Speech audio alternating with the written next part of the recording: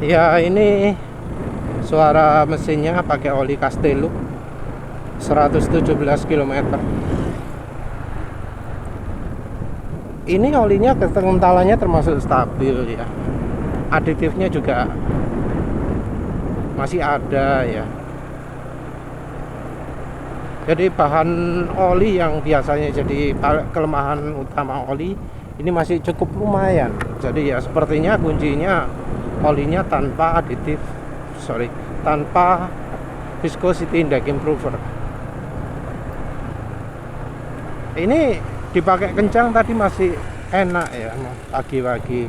Cuma sekarang penulis agak eman-eman, kepikiran gimana kalau ini dipakai campuran minyak goreng Mama Suka ya.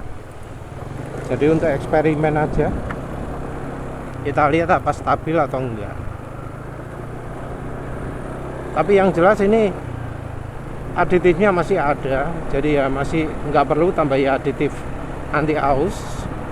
Yang jelas olinya sudah lebih encer ya. Jadi tinggal dilihat gimana efeknya kalau kasih minyak jagung itu.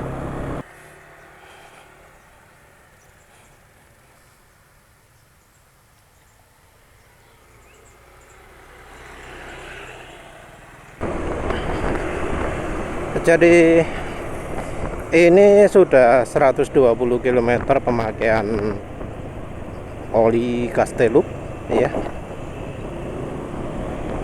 Terus ini sudah ditambahi minyak jagung Mama Suka juga ya.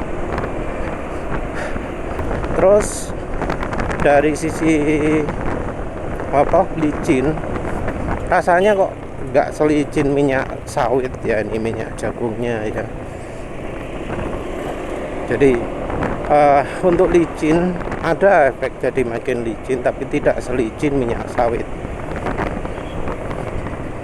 Ini efeknya lebih ke apa ya?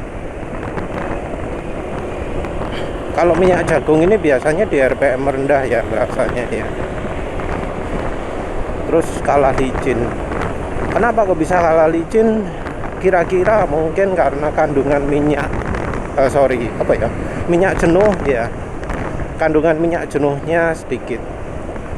Jadi untuk pelumasan itu beda ya efeknya antara minyak jenuh dengan minyak tidak jenuh. Minyak jenuh itu kalau di minyak goreng itu contohnya adalah stearic acid dan palmitic acid. Sementara itu kalau yang minyak tidak jenuhnya adalah oleic acid dan linoleic acid. Ketiganya yang antara stearic acid, linoleic acid dan oleic acid itu merupakan bagian dari additive friction modifier modern. Jadi aditif oli di masa depan bakal pakai yang namanya linoleic acid, oleic acid, stearic acid.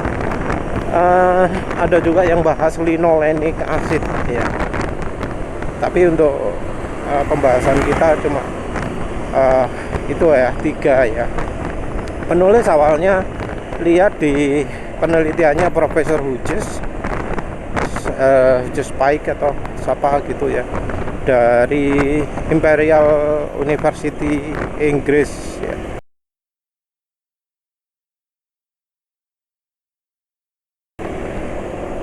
Dia meneliti stearic acid, oleic acid dan linoleic acid kalau nggak salah.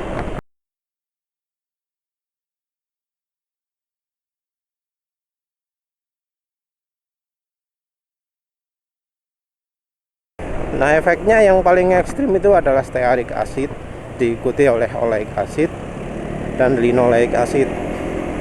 Terus Bro Aksan Ari yang ngasih omongan juga stearic acid dan linoleic acid itu beda dari anunya ya, beda dari model pelicinannya ya. Jadi kalau stearic acid itu licinnya adalah kalau beban tinggi, linoleic acid dan oleic acid itu adalah beban ringan. Jadi ketika komponen mesin mengalami pergesekan, itu yang juga mempengaruhi kemampuan pelumasannya adalah beban ke bidang yang bergesekan itu. Nah, kalau bebannya besar, yang stearik acid lebih berperan. Yang bebannya kecil, linoleic acid lebih berperan. Sayangnya nggak ngasih link penelitiannya ya, dan penulis juga masih nggak nemu. Mungkin sudah ngasih tapi penulis lupa ya.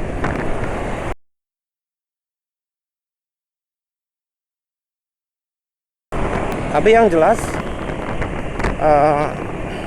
stearik acid itu adalah pelumasan untuk yang beban berat ya, makanya juga penulis itu jadi kepikiran menggunakan minyak goreng padat sebagai pelumas.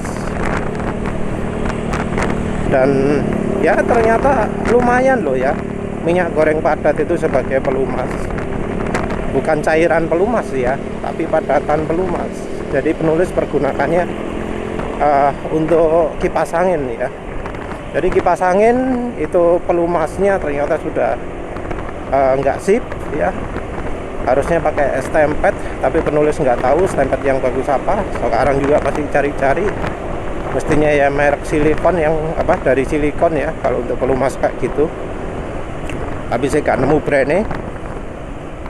Kalau yang cairan nggak bisa ya, bukan cairan silikon tapi gemuknya, stempetnya yang model pasta ya, silikon.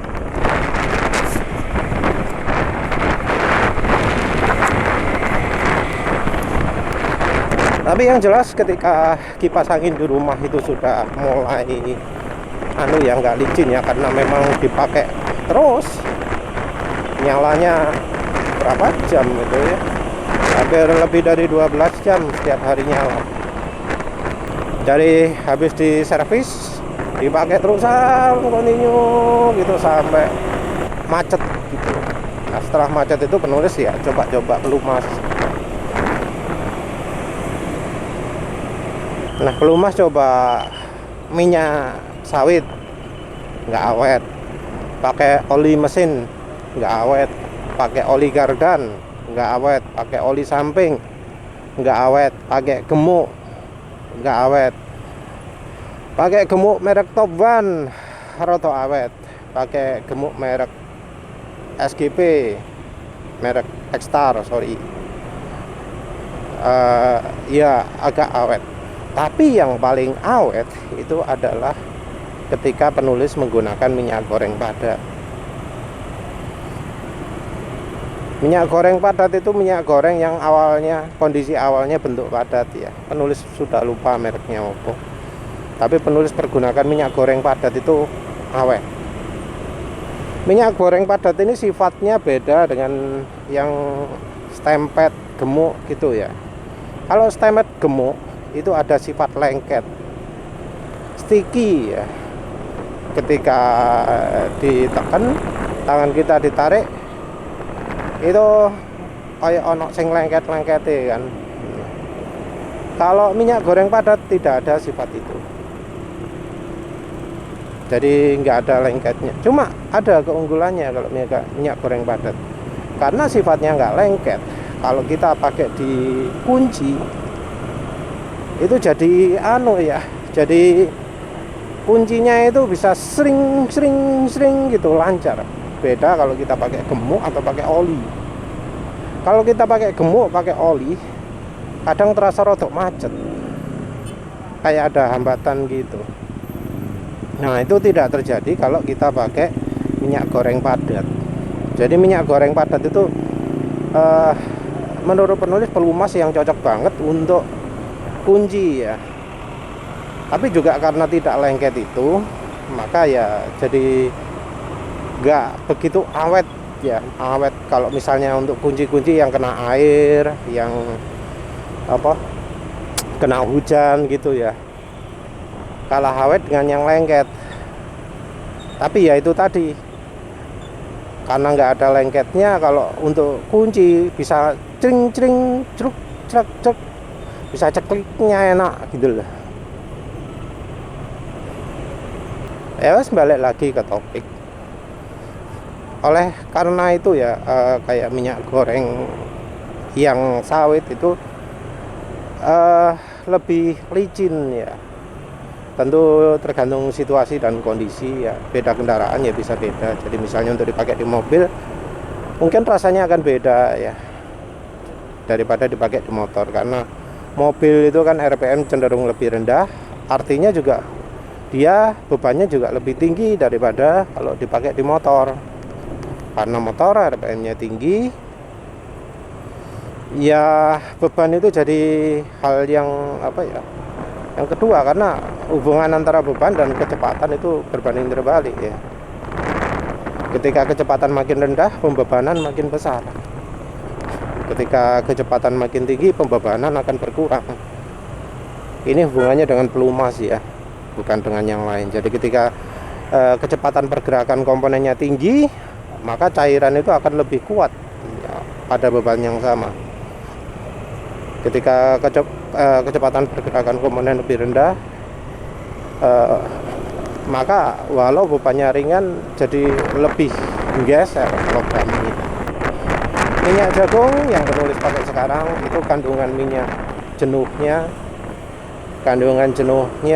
kandungan apa ya, stearik acid dan palmitic acidnya sedikit ya, karena ini memang jagung ya, bukan palem, maka bagian palmitic acidnya pastinya sedikit Pak. Oleic acid dan linoleic acidnya banyak, mestinya gitu.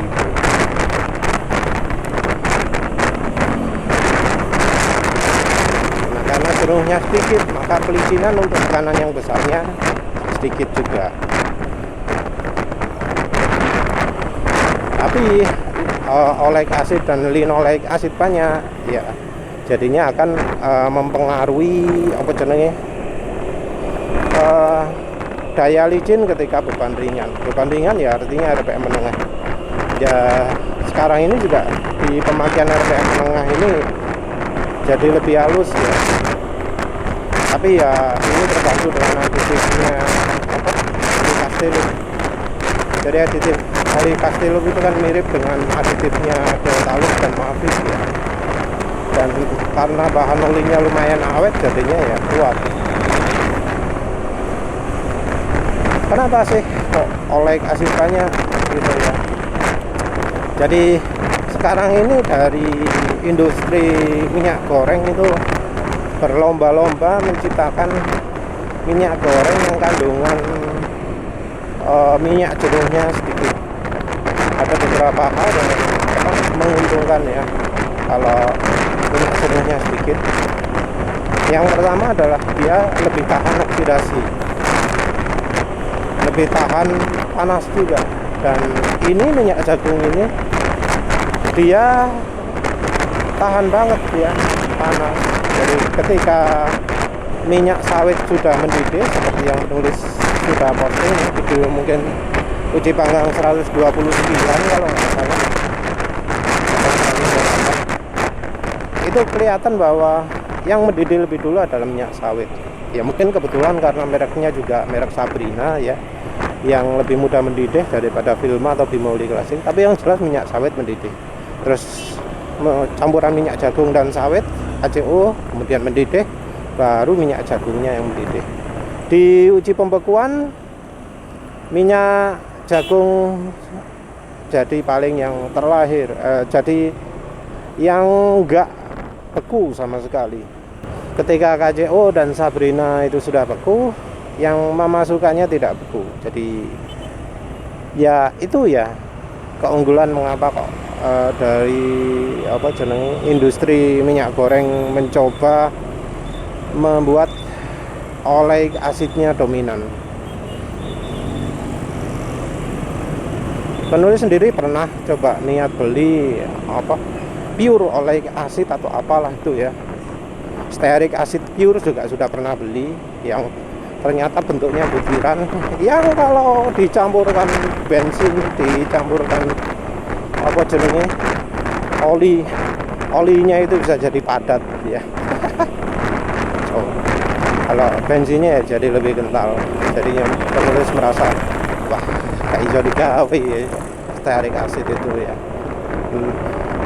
Padahal rasionya penulis sudah sesuaikan, tapi ternyata yang padatan itu emang beda dari yang model biasa,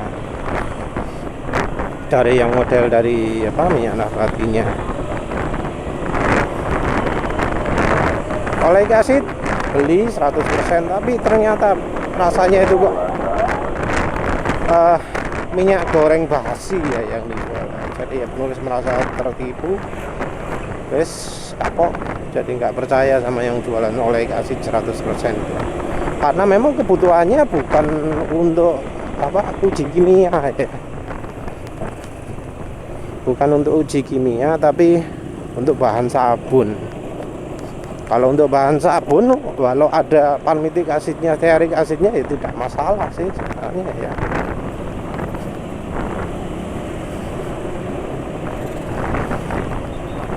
Jadi ya akhirnya balik ke minyak goreng lagi. Penulis juga pernah sih coba beberapa merek lain. Ada yang nyebut oleic acidnya tinggi juga ya. Ada canola oil tipe high oleic acid. Penulis pernah coba atau enggak ya? Penulis pernah tertarik, tapi terus nyoba Oppo gitu ya. Nyoba apa ya yang kemudian membuat penulis jadi gak tertarik ya? Minyak pekatul. Minyak pekatul itu oleic acidnya sangat tinggi, tapi ternyata setelah dicoba nggak enak ya. Ketahanan oli mesinnya berkurang.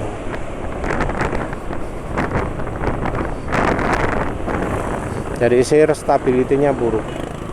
Dan ya kemudian penulis temukan bahwa yang namanya minyak goreng efeknya sebagai campuran oli mesin itu jauh lebih tergantung merek ya. Jauh lebih tergantung merek daripada kandungannya. Jadi kandungannya sama-sama, misalnya kayak minyak sawit lah contohnya lah ya. Kan mirip-mirip semua loh. Kandungannya omega 9 segini, omega 6 ini gitu ya. Sing oleic acid. Sama, angkanya sama persis. Tapi ketika dicoba itu bener-bener beda ya. Yang satu cepat jadi encer, nggak tahan panas. Yang satunya tahan. Jadi ada sesuatu yang lain gitu ya yang menyebabkan minyak gorengnya itu jadi nggak tahan RPM tinggi. Nah ini penulis masih juga nggak tahu zat apa yang mempengaruhi ya. Ya repotnya juga zatnya nggak disebutkan. Ya jadi itu ya, ada keunggulan mempunyai sifat oleic acid yang sedikit di minyak sawit ya, cuma 30% atau 20%, 2 kali. Tapi juga ada keunggulan kalau oleic acid banyak. Juga beda merek itu beda sekali ya efeknya. Jadi yang sekarang perlu dicari itu adalah merek apa, minyak goreng jenis apa, jadi bahan nabati yang mana, mau jagung, canola, olive oil gitu ya. Tapi kalau olive oil penulis skeptis ya, karena sudah coba 3 tipe olive oil, 3 merek ya. Yang 2 itu tipe extra light, yang satunya pomasi. Yang pomes ya nggak memuaskan, yang extra light juga sama-sama nggak memuaskan. Kenapa extra light? Karena untuk minyak goreng, minyak zaitun yang dipakai itu adalah tipe extra light. Mungkin ada yang ngomong virgin, nah itu nggak boleh untuk menggoreng. Kenapa nggak boleh? Karena dia mudah sekali mendidih di suhu tinggi. Jadi yang olive oil atau minyak zaitun yang tahan suhu tinggi itu adalah yang tipe extra light. Extra virgin itu tidak cocok. Justru pomes yang sisanya pengolahan minyak zaitun itu malah lebih baik ya, lebih tahan panas. Tapi ya tetap yang penulis coba semuanya nggak enak untuk oli mesin, untuk campuran oli mesin. Minyak kedelai pernah coba, nggak begitu terasa ya positifnya ya. Dibanding minyak sawit kalah licin, dibanding minyak jagung kalah daya tahan, kalau nggak salah gitu. Tapi belum coba lagi, harus banyak coba untuk bisa yakin ya. Nggak bisa banyak coba karena saat itu lagi pas butuh goreng, karena minyak goreng ya wis tak gawe. Apa maneh untuk hasilnya yang ini ya, minyak goreng Mama Suka. Yang jelas ada peningkatan licin, tapi tidak selicin minyak sawit. Ya menurut penulis gitu ya. Tapi daya tahannya bagus.